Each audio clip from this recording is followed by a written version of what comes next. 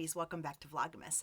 I am going to combine Sunday, December 20th and Monday, December 21st today. So you're getting two Vlogmases in one day. And the reason why I'm doing this is I wanted to encompass all of these verses. Now remember, my Vlogmas is an Advent adventure, so I guess I'm kind of lucky.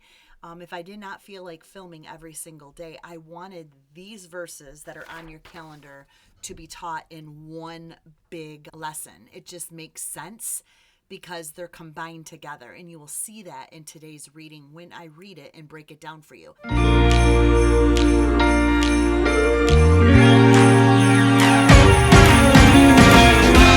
Christmas lights are all around. I can see them now. It's like they spell your name. It's insane. Now we're back here once again. Holidays and cheer. But now I got my eye set on you. I'm not gonna play it safe. It's going down on Christmas Day. 'Cause I've been trying to tell you in every way. Yeah, I've been trying to show you, but somehow felt I wanna have someone to hold. Walking through the falling snow. I've been trying to tell you in every way, but now I'll get it done. I'm not gonna wait. And right around the mistletoe, I'm gonna let my feelings show. For you. Again, if you want the Advent adventure, it's you can go to heatherbaxter.com right here and you can get your download. Remember, every single month you're going to get a lesson plan with verses or a study guide, whatever our topic is. I can tell you for January, you're not going to want to miss it. We are going to be doing the last 3 weeks of January. We are going to be doing visioneering. We're going to be talking about purpose and plans, and we're going to be talking about your vision board, and we are going to be talking about dreaming out loud, and we're going to be talking about the book of Habakkuk. So if you are not subscribed to heatherbaxter.com, please go subscribe right here so you will get the newsletter. You will get your calendar and everything we're doing, because I'm getting that material ready for you right now. You are going to be so excited for all the things that we're going to do in January. So for today, we're going to look at Sunday, Matthew 1 through 2. We're going to look at Monday, Matthew 2 through 6. And we're going to push in a little bit for Tuesday, which is Matthew 2, 7 through 8. So we're going to look at all of this because this is kind of one big devotional, one big series of what actually went on in the Bible. So if you have your Bible out, go ahead and look at these verses. Here they are for you on the screen. Take a few minutes to read, but I'm going to zoom in right now on Matthew 2, 2 through 3. And it says, "Where is he that is born King of the Jews? For we have seen his star in the east." I love the star. Remember the star, ladies. "And we are coming to him to worship. When Herod the king had heard these things, he was troubled, and all Jerusalem with him." Okay, so Herod, we want to think about this ruler for a second. So look what's going on. "Where is he that is born the King of Jews? For we have seen his star in the east and are coming to worship him. When Herod the king had heard these things, he was troubled, and all of Jerusalem also troubled." So I want to show you a couple things, and it really defines our world today. We have seekers constantly, people that are, seeking after God, following that star, following what's lighting up their path, going to find hope. And then you have the people that are troubled, your naysayers. That goes on today still. And so when God calls you out, you're going to have to keep going after that star, no matter what Herods are around you. So give you a little bit of biblical context, a little bit of history around this Advent devotion. I'm going to talk to you a little bit about these verses with the kings. So first of all, while the birth of Jesus brought joy and peace, of course it did, to Mary and the shepherds. Remember, we talked last week how the shepherds responded, and at first they were afraid, but then they moved with haste to go see this thing. They believed. They had a believing spirit. And so they moved forward. It was the worst case scenario for King Herod. He did not respond this way. He was very angry and he was very bitter. Through extensive alliances, gamemanship, and innovation, Herod had a generally successful reign as a king. But he was near the end of his life and had grown paranoid, jealous, angry, and unhinged. And then it says he was so desperate to maintain his throne that he murdered anyone he deemed a threat. He murdered them. So he was angry, he was violent, and he killed. Given this, it's no wonder that Herod became terrified when wise men from the east arrived in Jerusalem asking, where is he who was born King of the Jews? Where is he? This right here made him unhinged. Can you imagine Herod forcing a strained smile on his face? He said, "Go and search carefully for the young child, and when you have found him, bring him back to me, that I may come worship him also." He lied, trying to cover the hatred and dread boiling up within him. Do you know people still lie to you today? People will still carry on today and act like they like you, but really they're deceitful. These people still exist today. Watch what happens. He probably waved a friendly goodbye to the wise men before excusing himself to a back room where his temper exploded. I picture him throwing priceless vases, tearing his clothes, ripping tapestries off the wall, and turning over tables. Eventually, he collapsed on his throne, breathing heavily, staring at nothing in particular. How can this be? I'm the king. No one will take my throne. No one. He will die first. Gosh, this reminds me of our government today. I mean, so much anger. All he had to do was wait on the foreigners to find the baby and report back to him. Then he would take care of this issue before the boy was even old enough to crawl. We know the emotions that Herod was feeling, but we're also told in this passage that all of Jerusalem was troubled as well. People were troubled as well. They knew enough about Herod to understand that he would spill innocent blood trying to protect his throne. So they were troubled. They were worried at their king. Same things right now that's going on in government. We're worried about certain powers. We're worried what's going to happen. Same things. I want you to liken this in to our election. Liken this on to what we're going through right now. Watch what happened. That's exactly what happened, of course, after the wise men were warned about Herod and slipped out of Jerusalem without returning to him. The king devised an evil, murderous plot, massacred all boys 2 years old and under in and around all of Bethlehem. Many innocent children died. Many families were left broken and devastated because of the actions of one king, one jealous king.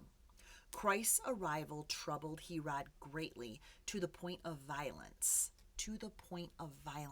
because it meant a shift of power.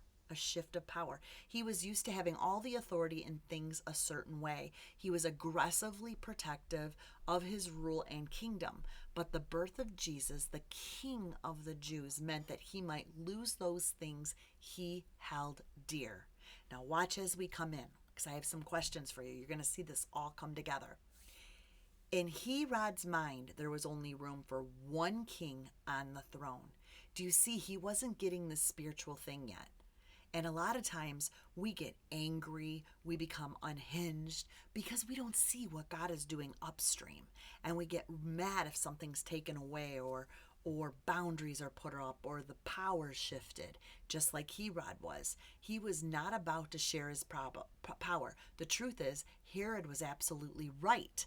There is only room for one king on the throne, but Herod was not that king. Jesus was that king. Whew. Here is a power between two kings. And who is the ultimate king? This year, what is sitting on the throne of your heart? What is sitting on the throne of your heart? Who is taking priority? What is making you become unhinged? What is making you angry? What is making you jealous? What things are you elevating? What are you elevating above Jesus in your life? Perhaps it's your job. Perhaps it's your relationships. Maybe it's your hobbies. Maybe you're living in a way that's not pleasing to him. Don't make the same mistake that Herod made. Recognize that Christ is king and surrender all control of your life over to him today. So important, because we can hang on to all of these things, that anger, the jealousy, being paranoid, walking around stiff-necked, thinking that we're going to get our way. But listen, King Jesus, the King of all kings, he will rule in the end. He will make a way. So what a time at Christmas to really prioritize what we focus on. What is on our throne? Do we focus on the spiritual celebration of Christmas, or on the gifts, the parties, the decorations? And you know what? I'm guilty of that. Okay. I love to decorate. I love to get my house in order. As a matter of fact, I'm on the last couple days here. My son comes home tomorrow. I need everything in order, laundry done, guest room prepared. I still have presents to wrap, everything.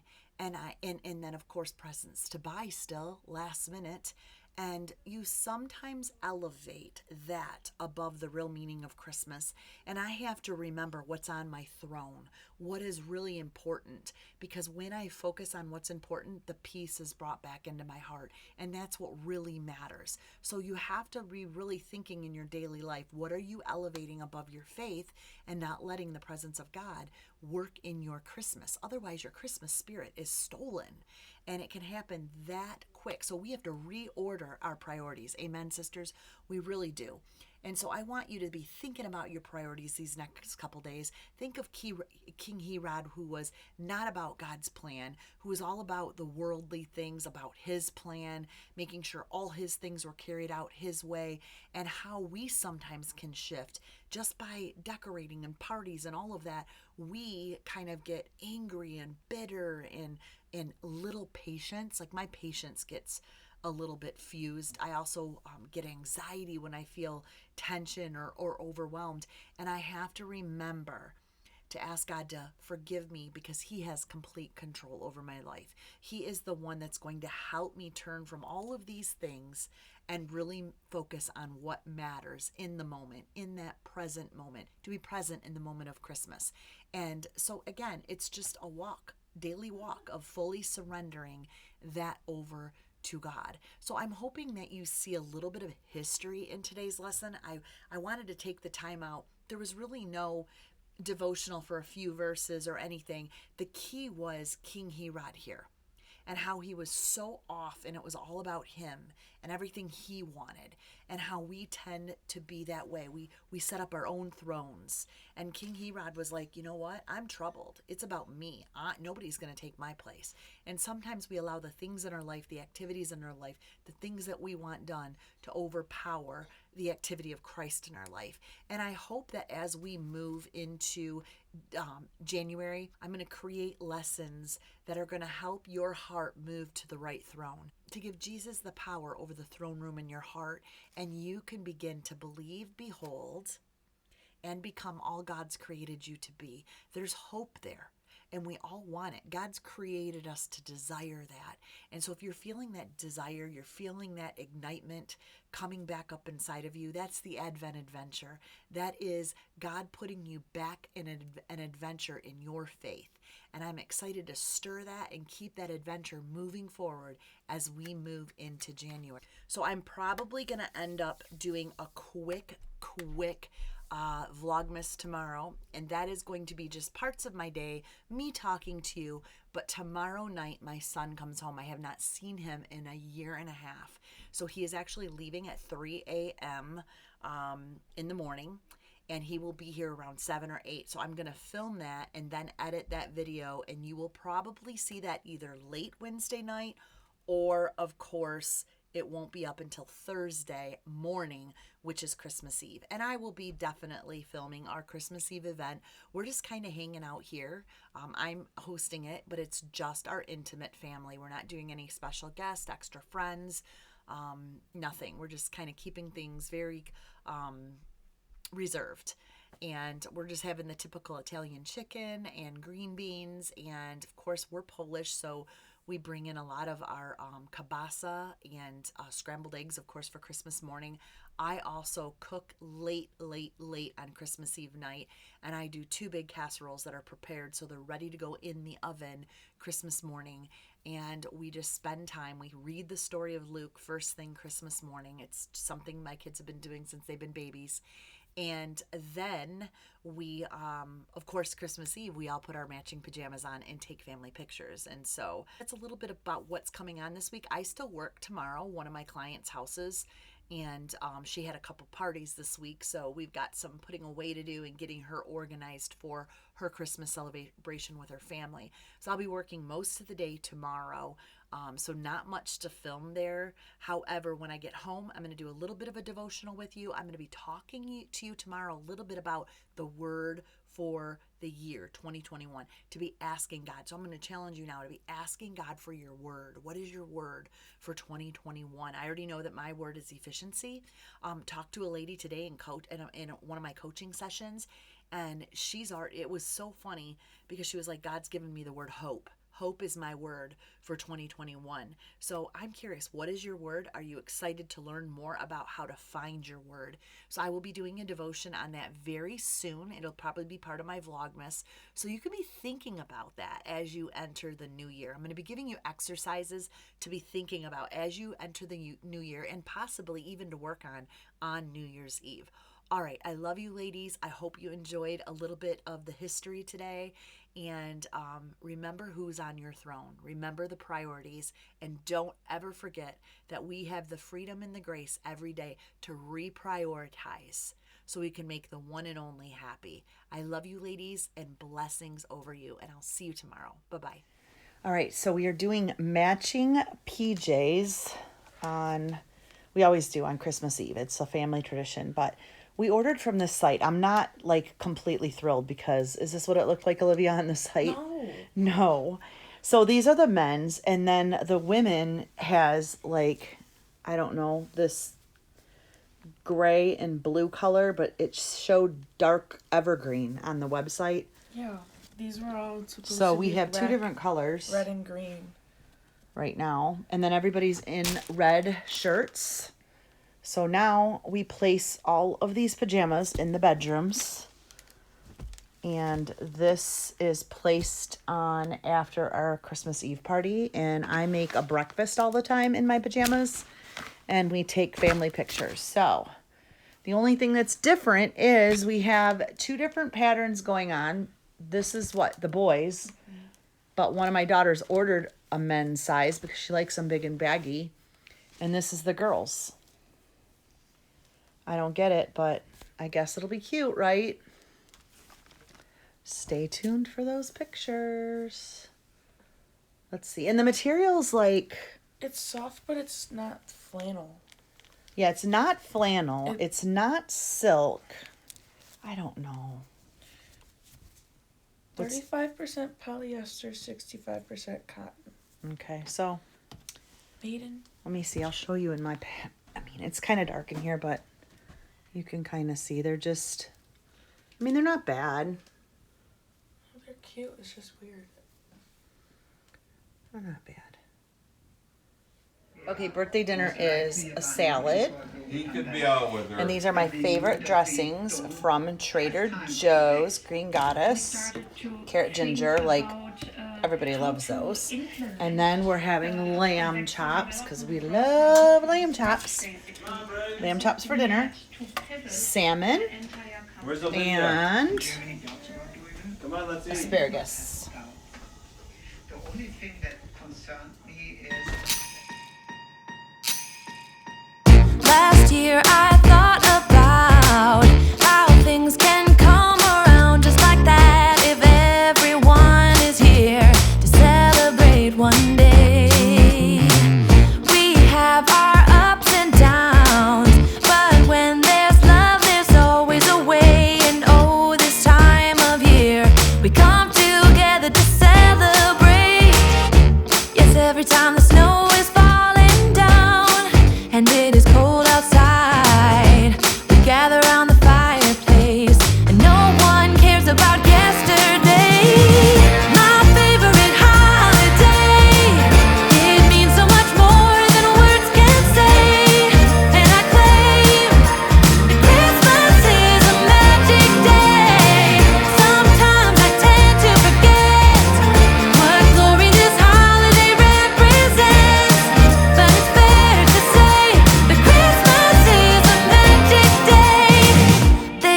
year I'll think about how I'm so lucky to have a place that I can come home to. Yes, I am on my way.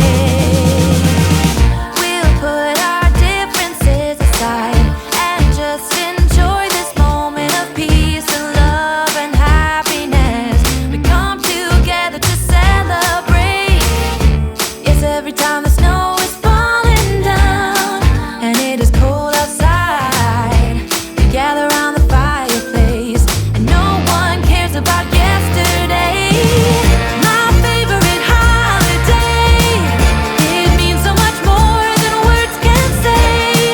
And I claim that Christmas is a magic day.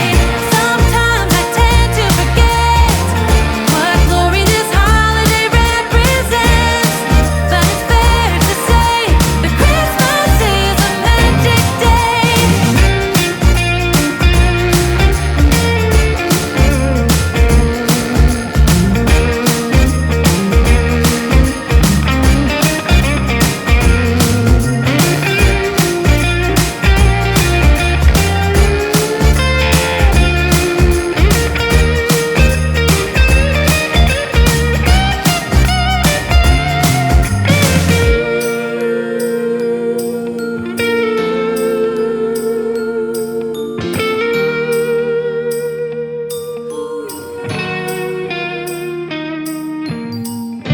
Yes, every time the snow is falling down and it is cold outside, we gather around the fireplace and no one cares about yesterday.